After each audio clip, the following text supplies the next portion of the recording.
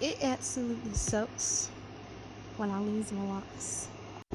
I recently learned how to lock repair, so I am going to apply this lock where I'm going to repair and apply this lock.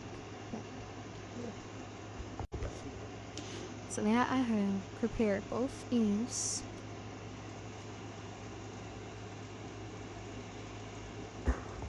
So that I have my lock wrapped and prepared, I'm going to crochet the hair back into the lock.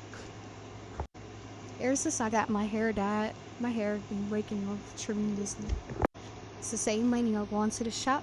I just learned how to repair my locks.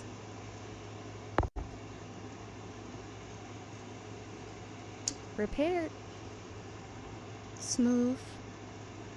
Got a little lint in the butt.